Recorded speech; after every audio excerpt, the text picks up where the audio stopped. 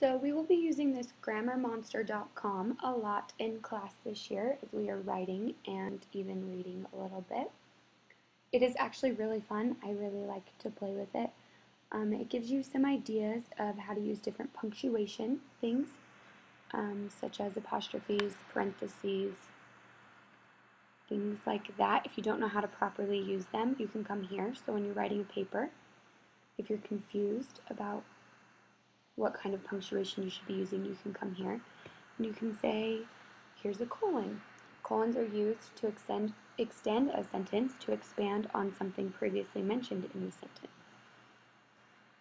After an introduction, in references, times, and titles, and with quotations. But here's the difference between a semicolon. Semicolons are used in lists when the list items contain commas to create a smoother transition between sentences, particularly when the second sentence starts with a phrase like however or as a result, and before a conjunction which merges two sentences containing commas. Just kind of gives you an idea of how to use these. If you scroll down, it will give you more examples on how these were used and how you can change a sentence from something without semicolons to something with them. And it gives you examples of how to do everything they list up here. So like here's your lists and how to extend a sentence before transitional phrases and before conjunctions. This website also has different things for parts of speech, your adjectives, interjections, nouns, those types of things. So if you're ever confused about what those are, you can come here and it will give you a definition and some examples. It also lets you test.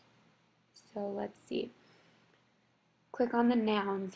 He would give you his last penny. Is he a noun? You have to decide what all of the nouns are in this.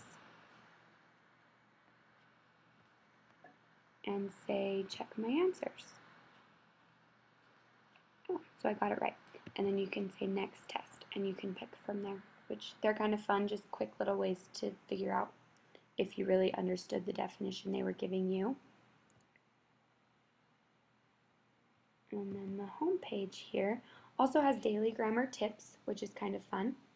You can get the tips on Twitter if you really want to be a nerd. You can get daily grammar tips on your Twitter. It also gives confused words, which is probably my favorite part of this website. I myself mix up these words all the time, especially affect and effect. Mix them up all the time, never know which one to use. So sometimes I come to this website when I'm writing a paper or when I'm doing something, just to double check and make sure that I'm using the words properly. And it gives a bunch of examples of these words, and it does, again, let you test to see if you're using them correctly. Let's see what else is on this website. I really like it a lot. There is a grammar glossary as well. So all these different words that have to do with grammar. I know there are a lot. Your infinitive phrases and irregular verbs, linking verbs, modifiers, parentheses, participle phrase. You can look up all of these and what they are and see examples of them, which can be really helpful in a class such as this where grammar can be a little bit overwhelming. So hopefully this website can help you out when you have some questions.